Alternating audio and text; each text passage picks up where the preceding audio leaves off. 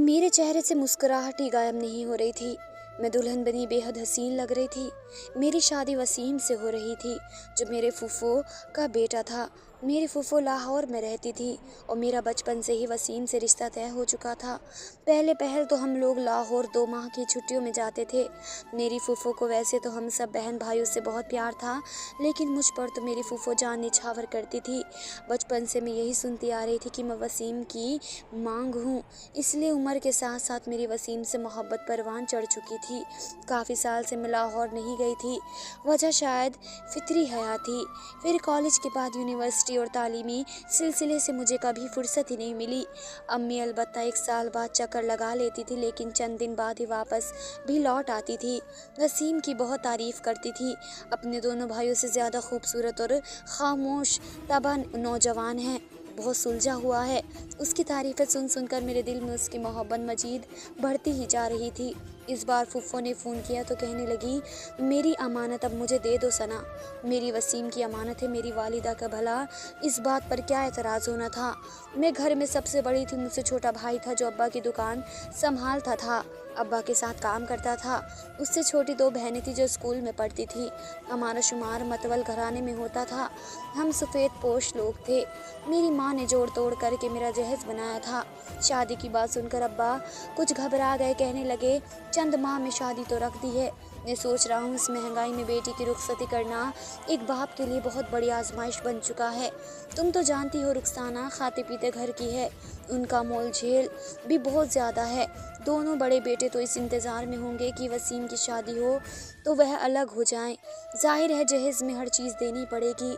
मेरी अम्मा कहने लगी कि आप क्यों फिक्र करते हैं, मेरा जेवर पड़ा है, उसे बेचकर पैसे आप रुखसाना को भिजवा दीजिए, वे वसीम की मर्ज़ी का फर्नीचर ले लेगी। आखिर बच्चों ने ही इस्तेमाल करना है। कराची से फर्नीचर वहाँ लेने जाने में तो काफ़ी टूट फूट हो जाएगी। बाकी बहुत कुछ मैंने बना रखा है। मेरी माँ ने हमेशा मेरे वालिद का साथ दिया।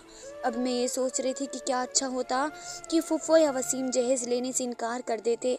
बहरहाल शादी का दिन आ पहुँचा। मैं हद से ज़्यादा खुश थी। मेरी बारात लाहौर से जहाज़ में आई थी। सिर्फ वसीम, मेरे फूफो और उनके बेटे और बहुएं थी। फूफो का वैसे भी इंतकाल हो चुका था। बाकी रिश्तेदार कराची से ही इकट्ठे हुए थे। शादी की 2 घंटे बाद ही हमारी वापसी की फ़्लाइट थी। अम्मा ने बहुत कहा कि एक दिन यहाँ गुजार लेते, लेकिन फूफो कहने लगी कि नहीं, वहाँ भी हमने रामन के लिए बहुत शानदार इस्तकबाल करना है। बहरहाल 2 घंटे के बाद ही मैं दुल्हन बनी उसी लिबास में जहाज़ पर सफ़र कर रही थी। वह सफ़र मैंने अपनी दोनों जिठानियों के साथ किया था, जिनसे हंसी मजाक करते हुए वक्त का पता नहीं चला। लाहौर पहुंचकर मुझे छोटी मोटी रस्मों के बाद वासिम के कमरे में बिठा दिया गया। कमरा काफ़ी खुशा और बड़ा था। मेरा फर्नीचर भी काफ़ी खूबसूरत लिया गया था। कमरा फूलों से महक रहा था। वसीम कमरे में दाखिल हुआ तो मेरे दिलो जोरों से धड़कने लगा। अभी तक अम्मा से मैंने वसीम की इतनी तारीफ़ें सुनी थी, मुझे लगा था कि वे एक सोबर शख्सियत के मालिक होंगे। देखने में वे बिला शुभ हज़ारों में से एक थे। मुझे अपनी किस्मत पर जितना भी नाज होता उतना कम था। वसीम कमरे में दाखिल हुए, मेरे सामने आकर बैठ गए। मैंने फ़ौरन से नज़रें झुका ली। 10 मिनट तक वह मुझे खामोशी से देखते रहे। एक लफ्ज़ भी उन्होंने नहीं कहा, ना मेरी तारीफ़ की, ना ही कुछ और कहा। मैं न जाने क्यों ये महसूस कर रही थी जैसे वे लंबे लंबे सांस भर रहे हैं। मैंने धीरे से नज़रें उठाकर देखा तो उनकी आंखें न जाने किस जज्बे के तहत सुर्ख हो रही थी, निहायत ही बदहवास से लग रहे थे। कमरे में ऐसी फुल स्पीड से चल रहा था, लेकिन फिर भी उनके चेहरे पर परेशानी से पसीना बह रहा था। मैं समझ नहीं पा रही थी कि उनकी कैफियत किस वजह से हो रही है। मैंने कहा, वसीम, आपकी तबीयत तो ठीक है? मेरे कहने पर उन्होंने मेरा हाथ पकड़ लिया, कहने लगे, मोहब्बत करती हो मुझसे? वसीम के इस सवाल पर मैं शर्मा सी गई। मैंने धीरे से एतराज़ किया। मैंने कहा, बहुत मैं मोहब्बत करती हूँ आपसे। मेरा ये कहना था कि उसने मेरा हाथ पकड़ा और ज़ोर से दबोचने लगा। उन्होंने मेरा हाथ इतनी ज़ोर से दबाया कि मैं चिल्ला उठी। मैं नहीं समझ पा रही थी कि आखिर वे क्या कर रहे हैं। मैंने कहा, वसीम, मुझे दर्द हो रहा है। कहने लगे, मुझे भी बहुत हुआ था, बहुत तकलीफ़ हुई थी मुझे लग रहा था जैसे वे अपने होशो हवास में नहीं हैं। कहने लगे, मोहब्बत का दूसरा नाम दर्द है, तकलीफ़ है, अज़ियत है। तुम्हें मेरी मोहब्बत चाहिए तो दर्द तो सहना पड़ेगा, मेरे जुनून को अपने वजूद पर बर्दाश्त करना पड़ेगा। मोहब्बत तो यही होती है। मैं सोच भी नहीं सकती थी कि मेरी शादी की रात ऐसे गुजरेगी। ऐसे कौन सी अज़ियत जो वसीम ने मुझे उस रात नहीं दी। हर तकलीफ़ को वह मोहब्बत का नाम दे रहा था। उसने मेरे हाथ में पहनी कांच की चूड़ियों को नोच के तोड़ा था। कई चूड़ियाँ मेरी कलाई में बढ़ चुकी थी। शादी के नाम पर मैंने वो रात बड़ी अजियत से गुजारी। उसने मेरे बाजू पर चलता हुआ सिगरेट लगाया था। जब मैं चिल्लाने लगती तो मेरे मुंह पर हाथ रख देता, कहने लगता, तुम्हारी आवाज़ बाहर ना जाए, बाहर किसी को ये नहीं पता चले कि हमारे दरमियान मोहब्बत हो रही है। मियाँ बीवी का तो पर्दा होता है, मेरी मोहब्बतों को सहने की आदत डालो, क्योंकि मोहब्बत तो ऐसी ही होती है। जो वसीम ने मुझे मोहब्बत दिखाई थी और बताया था, मुझे मोहब्बत से अब नफ़रत हो चुकी थी। सुबह मैं सिसकियों से रो रही थी और वसीम बेखबर सो रहा था। पूरे बेड पर मेरी चूड़ियाँ बिखरी पड़ी थी। मेरी ज़िंदगी की तरह शादी की रात हर लड़की के लिए यादगार होती है और मियाँ बीवी मिलकर उसे खूबसूरत बनाते हैं ताकि याद रख सकें। लेकिन मैंने इतनी अजियत सही कि चाहे कर भी मैं अपनी सिसकियाँ रोक नहीं पा रही थी। कुछ देर बाद कमरे के दरवाजे पर दस्तक हुई तो मैं अपनी बिखरी हुई हालत के साथ कमरे का दरवाज़ा नहीं खोल सकती थी, क्योंकि मेरा उसी लिबास उस शख्स ने बेदर्दी से फाड़ डाला था। ये इंसान नहीं था, ऐसा लगता था कि कोई भूखा भेड़िया है। मैंने अलमारी से अपना लिबास निकाला, वॉशरूम चली गई। जब नहा कर बाहर आई तो कमरे का दरवाज़ा खुला हुआ था। मेरी सास और जेठानियाँ मेरे सभी मुंतज थे, क्योंकि वसीम दरवाज़ा खोल कर सो चुका था। मेरे चेहरे पर नाखूनों की खरोंचें देखकर उन तीनों की रंगत उड़ गई। मेरी फूफो मेरे पास आई, कहने लगी, ये सब क्या है? मैंने कहा, मोहब्बत आपके बेटे ने रात भर ये मोहब्बत की है मुझसे। ये कहकर मैं रोने लगी। उस वक्त फूफो ने मुझे अपने साथ लगा लिया। फिर मेरी दूसरी जेठानी कहने लगी, तुमने वसीम को दवाई वक्त पर नहीं दी थी क्या? ये सुनकर मुझे हैरत हुई, किस चीज़ की दवाई? ये कहने लगी, अम्मा जान, मैंने तो दवाई दी थी, वसीम के हाथ पर रखी थी, कहा था कि मेरे सामने खाओ, लेकिन आपको पता है ना उसे कितनी जल्दी गुस्सा चढ़ जाता है। कहने लगा, आप जाएं यहाँ से, मैं खा लूँगा प्लीज़। सास कहने लगी, तुम्हें कितनी बार कहा है कि चुपचाप खड़ी रहा करो, जब तक वे दवाई खा न ले तुम कमरे से बाहर मत आया करो। वो कहने लगी, बहुत संभाल लिया हमने वसीम को और इसकी जिम्मेदारियों को, अब आ गई है उसकी बीवी, ये सब आप इसी की जिम्मेदारी लगा दें। फूफो मुझे अपने कमरे में ले आई, मुझे नाश्ता करवाया।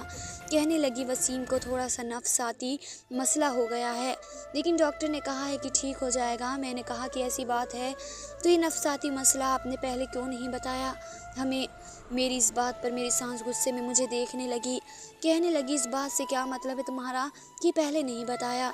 अरे मेरा बेटा कोई पागल थोड़ी है, बस थोड़ा सा जहनी मरीज़ है, डिप्रेशन का शिकार रहता है, गुस्से का थोड़ा तेज़ है, अपनी मिजाज के ख़िलाफ़ बात बर्दाश्त नहीं करता और इसमें कोई बुराई नहीं है। डॉक्टर ने कहा था कि शादी कर दो तो ठीक हो जाएगा। मैंने कहा कि मैंने तो रात को कुछ नहीं कहा था उसको, उसके मिजाज के ख़िलाफ़ कोई बात नहीं की थी, बल्कि मैंने तो कोई बात ही नहीं की थी, लेकिन फिर भी उसने मेरे ये हश्र किया, मैं उसके सामने जाऊंगी ही नहीं, मुझे यहाँ के रहना ही नहीं है। मेरी ये बात सुनकर फुफ्फो कुछ घबराई। कहने लगी, ऐसा ना कहो, अरे रात को उसने ठीक से दवाई नहीं खाई, अगर दवाई खाई होती तो तुम्हारे साथ ऐसा बर्ताव कभी ना करता। मैंने कहा, कुछ भी हो, अगर उसके साथ कोई ऐसा मसला था तो आपको पहले इलाज करवाना चाहिए था। वे कहने लगी, फिर से मुर्गी की वही टांग, अरे बाबा कह तो रही हूँ से, बीमारी का हल शादी ही था, इसलिए मैंने करवा दी तुम्हारे साथ, तुम्हारी मोहब्बत पाएगा तो ठीक हो जाएगा। खुदा न खास्ता मेरा बेटा कोई पागल थोड़ी है। मैंने कहा, मैं आपको बताऊं आपका बेटा क्या है? मैंने कंधे से अपना बाजू थोड़ा सा नीचे किया। मेरे बाजू पर सिगरेट का जख्म देकर फुफ्फो पूरी तरह से चौंकी, फिर नज़रें झुका गई। मैंने कहा, यह है उसकी मोहब्बत, कहता है मेरी मोहब्बत ऐसी है, मैंने ऐसी मोहब्बत सही है उसकी। सारी रात कहने लगी, ठीक हो जाएगा आहिस्ता आहिस्ता, बस तुम सब्र से काम लो। फिर कहने लगी, देखो ना, तुम्हारे बाप ने कितनी मुश्किल से तुम्हारी शादी की है, लाखों का दहेज दिया है, पूरी बिरादरी में तुम्हारा बाप मुँह दिखाने के काबिल नहीं रहेगा। अगर तुमने ज़रा सी बात पर तलाक ले ली और यहाँ से चली गई तो सोचो कितनी बदनामी होगी मेरे भाई की। लेकिन अगर तुम थोड़ा सा सब्र कर लो तो तुम, डॉक्टर ने कहा कि वसीम बिल्कुल ठीक हो जाएगा। अरे उसका इलाज ही शादी था, तो शादी के बाद वे ठीक ही हो जाएगा। मैं चुप की खड़ी हो गई। शादी तो मेरे बाप ने वाकई कर्जा उठा कर की थी, किसी चीज़ की कोई कमी नहीं छोड़ी थी, हर चीज़ आला से आला दी थी। मेरे बाप की तो कमर झुक गई थी मेरी एक शादी करने में। मैंने सोचा कि फूफो की बात इतनी भी गलत नहीं है, मुझे थोड़ा सब्र से काम लेना चाहिए। इसके बाद वसीम ने मुझे छुआ नहीं था, क्योंकि मैं खुद भी बहुत घबराती थी। उसके मुंह से निकला एक लफ्ज़ मेरे लिए हुक्म का दर्जा रखता था। तो कहता था कि दिन को रात कह दो, तो मैं रात कह देती, क्योंकि बकौल फूफा के उसका इलाज यही था। एक दिन मुझे कहने लगा कि मेरे लिए मीठे फ्रेंच टोस्ट बना कर लाओ और मेरे खाने में मिर्च मत डालना। मैं फ़ौरन से किचन में आ गई।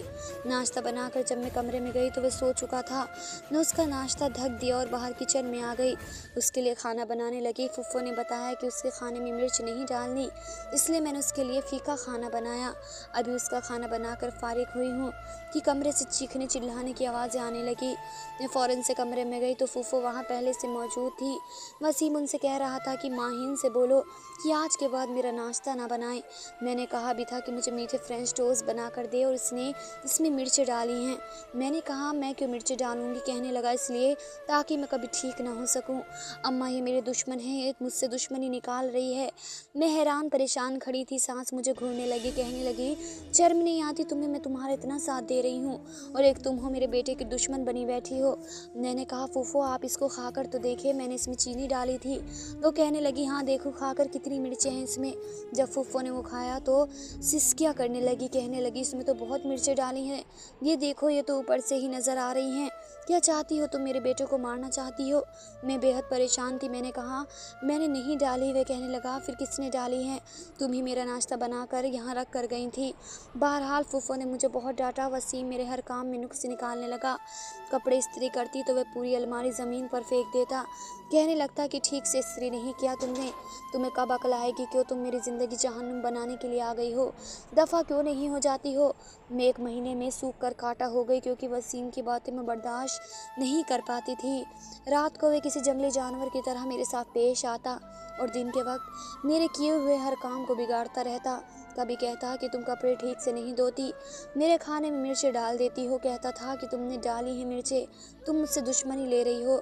मेरा जी चाहता था कि ज़मीन फटे और मैं उसमें दफन हो जाऊं या मैं मर जाऊं। ये हैसियत मैं चाहकर भी सह नहीं पा रही थी। अपने वालिदैन से जिक्र करने का सोचा तो अम्मी ने मुझसे यह कहा कि अभी तक तुम्हारे बाप का तुम्हारी शादी का कर्जा नहीं उतरा, वरना मेरा तो इरादा था कि चंद दिन के लिए तुम्हें कराची ले आऊं, लेकिन ये क्या करूं, आने जाने का खर्चा ही बहुत है। फिर तुम्हारे घर आऊँगी तो खाली हाथ तो नहीं आ सकती। अम्मी की बात सुनकर मैं चुप हो गई। अपने आप को वसीम के रवैये के लिए तैयार करने लगती, लेकिन इंसान उतना ही सह सकता है जितनी उसमें बर्दाश्त हो। एक बार मैं उठी तो मेरा सर चकरा रहा था। वह कहने लगा मेरे कपड़े इस्त्री करके दो। वे ना कहीं काम पर जाता था ना कुछ करता था। मेरे दोनों जेठ ही घर का सारा खर्चा उठा रहे थे, उसकी दवाइयाँ भी वही लेकर आते थे। मैं चकरा सर के साथ उसके कपड़े इस्त्री करने लगी, तभी न जाने कैसे वहीं गिरकर बेहोश हो गई। जब होश आया तो मैं अपने कमरे में लेटी थी। लेडी डॉक्टर पास खड़ी थी। कहने लगी इसकी खुराक का ख़ास ख्याल रखिए, ये बहुत कमज़ोर है। इस तरह अगर इसकी हालत रहेगी तो इसकी प्रेगनेंसी को नुकसान हो सकता है। मैं हाम हो चुकी थी। मुझे समझ नहीं आ रहा था कि मुझे इस बात पर खुश होना चाहिए या फिर सर पकड़ कर रोना चाहिए। अलबत्ता मेरी सास बहुत खुश थी। कहने लगी अपना बच्चा होगा तो देखना वसीम बिल्कुल ठीक हो जाएगा। चंद दिन मेरी सास ने मेरा बहुत ख्याल रखा, मुझे अपने पास सुलाती। जानती थी कि अगर वसीम के पास जाऊंगी तो वह मुझे छोड़ेगा नहीं और इस तरह से मेरी प्रेगनेंसी को नुकसान हो सकता था। लेकिन 1 हफ्ता ही गुजरा कि वसीम का गुस्सा सवा नेज़े पर पहुंच गया। कहने लगा ये मेरे कमरे में क्यों नहीं आती, तुम मेरी बीवी होना तो तुम मेरे पास सोया करो। मैंने कहा फूफो से बात कर ली, मैं रात के बर्तन धो रही थी जब वह किचन में आ गया था। कहने लगा क्या मतलब है, शराफत से कमरे में चलो। मैंने कहा वसीम मैं उम्मीद से हूँ, डॉक्टर ने एहतियात बताई है। कहने लगा तो मैं तुम्हें खा तो नहीं जाऊँगा। मैंने कहा आप फूफो से बात कर लें, लेकिन उसने सिंक का नल बंद किया और मुझे बाजू से पकड़कर घसीटता हुआ कमरे में ले जाने लगा। फूफो पिया गई। कहने लगी छोड़ो उसका हाथ, यह अभी तुम्हारे साथ नहीं जाएगी। कहने लगा क्यों नहीं जाएगी, कैसे नहीं जाएगी। शोर की आवाज़ सुनकर मेरी जेठानियाँ भी कमरे से बाहर आ गई। एक तमाशा सा लग गया। फूफो कहने लगी तुम्हें समझ क्यों नहीं आता, तुम इसके साथ अगर कुछ करोगे तो तुम्हारा बच्चा मर जाएगा। कहने लगा मरने दे मेरा बच्चा, आज नहीं छोड़ूंगा उसे। अगर आपने अम्मा इसे अपने कमरे में ले जाने की कोशिश की तो यहीं कपड़े फाड़ दूंगा इसके। उस शख्स की बातें सुनकर तो मैं सबके सामने नजर उठाने के काबिल नहीं रही। मेरी सास ने एहतजाज किया और उसने मेरा दुपट्टा सबके सामने उतार कर फेंका। इससे पहले कि वे कोई और गैर अखलाकी हरकत करता मैंने उसके सामने हाथ जोड़ दिए। मैंने कहा चलो कमरे में जो करना चाहते हो कर लो, पर यहाँ पर मेरा तमाशा मत बनाओ सबके सामने, मेरी इज्जत को कायम रहने दो। कहने लगा आ गई ना अपनी औकात पर, जब मैं कह रहा था तो समझ नहीं आ रहा था तुम्हें। वे मुझे अपने साथ कमरे में ले गया। उस रात मेरी चीखें शायद सबने सुनी होंगी। सुबह तक मेरा बच्चा जाया हो चुका था। मैं फूट फूट कर रो रही थी, काश उसके साथ मैं भी मर जाती। अभी मेरे मिसकैरेज को 2 माह ही नहीं गुजरे थे कि चिर से हाला हो गया। मेरी सफ़ेद रंगत बिल्कुल पीली पड़ चुकी थी। जब मैं दूसरी बार पेट से हुई तो मेरी फुफ्फो ने मुझे मेरे मायके भेज दिया। मेरी हालत देखकर तो मेरा बाप और मेरी माँ हैरान रह गए। कहने लगी, तुम्हें क्या हुआ है? तुम तो पहचान में नहीं आ रही, इतनी कमज़ोर क्यों हो गई हो? मैंने कहा, शायद मैं उम्मीद से हूँ, इसलिए कमज़ोरी ज़्यादा हो गई। मेरे भाई रोज़ मुझे फल ला कर देता। मेरे अब्बा ने ख़ास मेरे लिए बकरे का गोश्त मंगवा कर रखा। अम्मा से कहते कि रोज़ इसे गोश्त की यखनी बना कर दो। मेरी बच्ची की हालत क्या कर दी उन लोगों ने। मेरी माँ मुझसे मेरे ससुराल का पूछती तो मुझे बताओ, तुम तो वसीम का रवैया तुम्हारे साथ कैसा है? मैं यही चाहती थी कि सब कुछ ठीक हो। जानती थी कि मेरे माँ बाप शायद असल बात बर्दाश्त न कर सके। मुझे यहाँ आए हुए 3 माह हुए थे कि एक दिन वसीम का फ़ोन आया। कहने लगा, वापस लाहौर आओ वरना मैं कराची आ जाऊँगा, तुम्हारा तमाशा बना के रख दूँगा, तुम मुझसे बच के नहीं जा सकती। मैंने फ़ोन बंद किया और अपनी फूफो को सब कुछ बता दिया। वे कहने लगी कि उसने तो हमारा भी जीना दुर्बल कर रखा है। ऐसा करो, वापस आ जाओ और यहाँ पर किसी को कुछ भी मत बताना। मैं वापस चली गई। उस वक्त मुझसे वादा किया गया कि मेरे साथ कोई भी बुरा सलूक नहीं होगा। मैं तो उसके बदले हुए रवैये पर हैरान थी। कहने लगा, माहिन, मैं तुमसे बहुत मोहब्बत करने लगा हूँ, प्लीज़ मुझे छोड़ के मत जाया करो, मैं तुम्हारे बगैर नहीं रह सकता। मेरे दोनों हाथ पकड़े वो बेतहाशा रोए जा रहा था। मैंने कहा, ठीक है, मैं नहीं जाती। कहने लगा, मैं आइंदा अपने बच्चे का भी ख्याल रखूँगा, बस वादा करो कि कभी छोड़ कर नहीं जाओगी। मैं हैरान थी। उस रात उसने मुझसे कोई भी बदले हाजिर नहीं की, बस मेरा सर सहलाता रहा, मेरा हाथ चूमता रहा, यही कहता रहा कि मुझे छोड़ के मत जाना। 1 माह तक उसने मुझे कुछ नहीं कहा। फिर जब उसे पता चला कि मेरे वजूद में बेटा है तो वह बहुत खुश था। कहने लगा, अल्लाह ने मुझे बेटा दिया है। मुझे गोद में बिठा लिया। कहने लगा, मैं बहुत खुश हूँ, मुझे डर लग रहा था कि कहीं मैं गिर ना जाऊँ।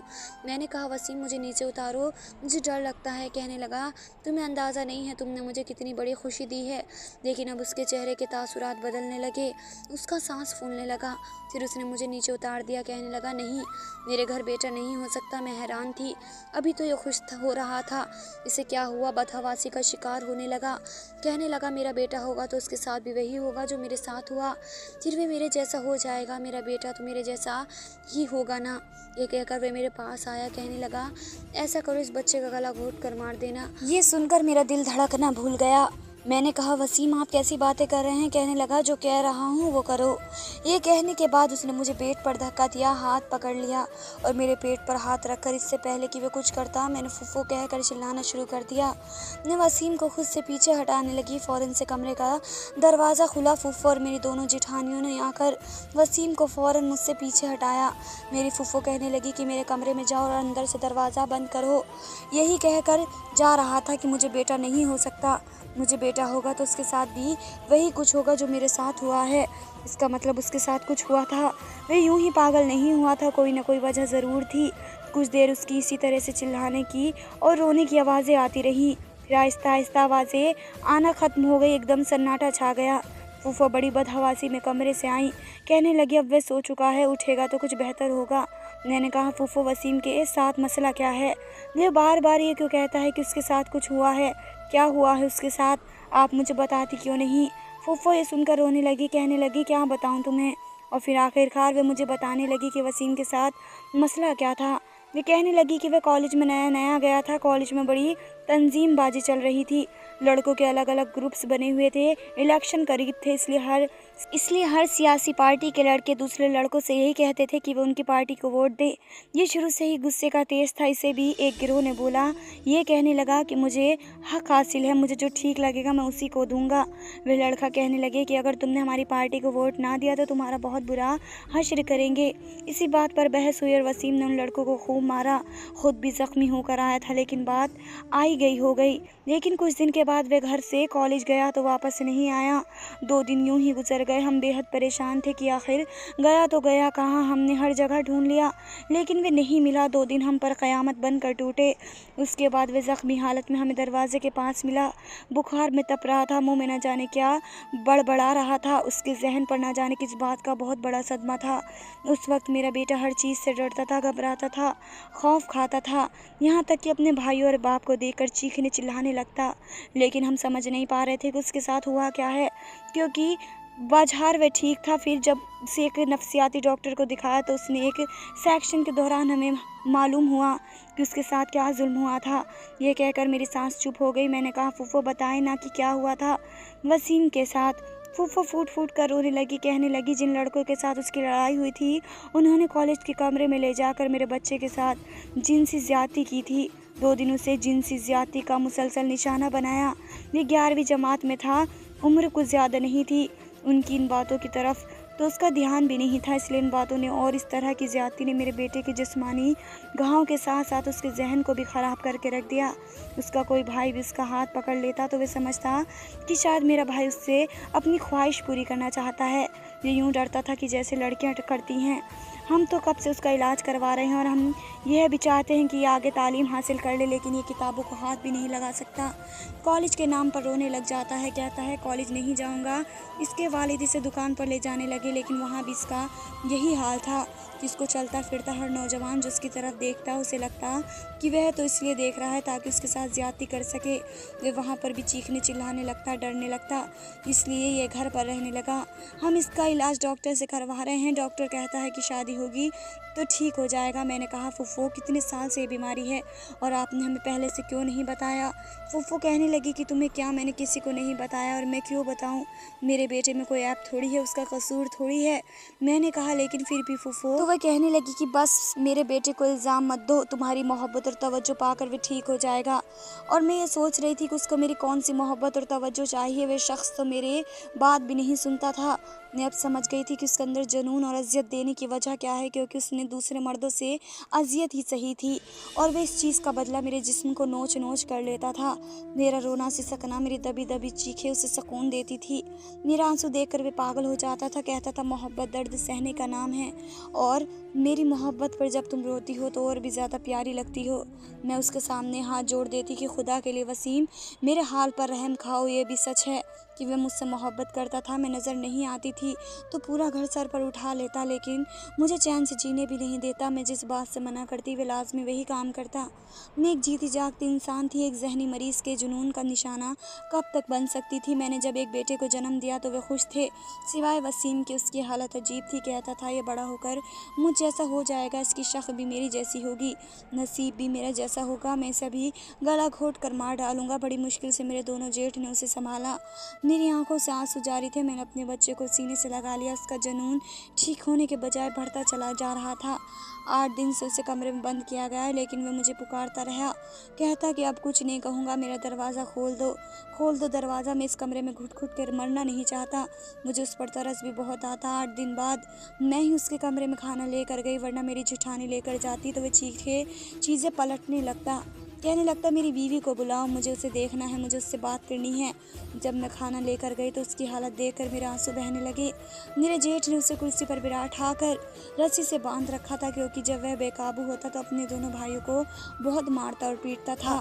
वे बड़ी मुश्किल से उसे संभालते थे। उसकी आंखें रो रो कर लाल हो चुकी थी। मुझे देखकर उसके चेहरे पर मुस्कुराहट फैल गई। कहने लगा, आ गई तुम्हें मेरा ख्याल, तरस नहीं आता। मैं तुमसे बहुत मोहब्बत करता हूँ, इधर आओ, मेरे पास आओ। मैं डरते डरते उसके पास आई, अपने हाथों से रोटी का निवाला बनाकर उसके मुंह के करीब ले गई। कहने लगा, मेरे हाथ खोलो, मुझे दर्द हो रहा है। मेरे दोनों बड़े भाई बड़े कमीने हैं, देखो कितनी कस के रस्सी बांधी है, देखो मेरे हाथ जख्मी हो गए। लेकिन मुझे सख्ती से मना किया गया था कि मैं उसके हाथ ना खोलूँ, वरना उसे काबू करना बहुत मुश्किल हो जाएगा। मैंने कहा, पहले आप खाना खा लो, फिर मैं बाद में आपके हाथ खोल दूँगी। उसने मेरे हाथ से खाना खाने क्या कहने लगा। मेरे करीब आओ, मैं उसके पास गई। कहने लगा, मेरे पास बैठी रहो, कहीं मत जाना।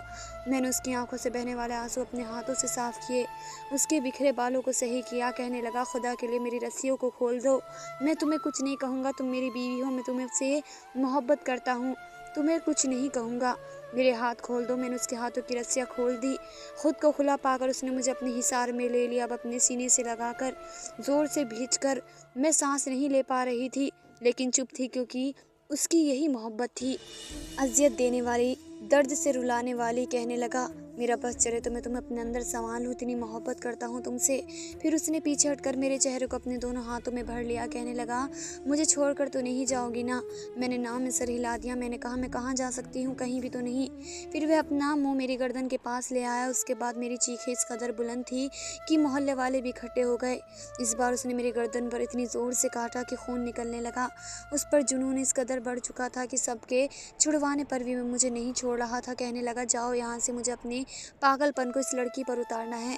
यही मेरी बीवी है, इसे मुझसे दूर रखोगे तो मैं अपने जुनून का निशाना बनाऊंगा। मेरे जेठ ने उसके हाथ पर टीका लगाया था, शायद इंजेक्शन का, नींद का टीका था। कुछ ही देर में मैं मदहोश हुआ, तब जाकर मेरी जान उससे आज़ाद हुई। मेरे जेठ मुझे डांटने लगे कि तुमने उसकी रस्सियाँ क्यों खोली। मैं दोबारा वसीम के कमरे में नहीं गई, लेकिन एक रात मेरे कमरे पर दस्तक हुई। मैं हैरान थी कि इस वक्त कौन हो सकता है। जैसे ही मैंने दरवाज़ा खोला तो वसीम खड़ा था। पता नहीं कैसे वह अपने कमरे से बाहर आ गया। मेरे बेड पर मेरे बेटे को लेटा हुआ देखा तो उसकी तरफ आ गया। कहने लगा, यह अभी तक जिंदा है, तुमने इसे जान से क्यों नहीं मारा? तुम जानती हो ना, यह बेटा मेरा है, मेरा जैसा ही निकलेगा। मैंने कहा, वसीम बाहर जाओ यहाँ से, तुम यहाँ क्या करने आए हो? लेकिन मेरी जान उस वक्त निकली जब उसने मेरे बेटे का गला दबाना शुरू कर दिया। मैं पूरी ताकत से चिल्लाने लगी, उसे पीछे करने लगी। जब तक सब लोग वहाँ पहुँचे, मेरा बेटा मर चुका था। मैं चीख रही थी, चिल्ला रही थी कि ये कातिल है, ये इंसान नहीं है। खुदा के लिए इसे पागल खाने भेजे, इसने मेरी ज़िंदगी बर्बाद कर दी, इसने मेरे बच्चे को मार डाला।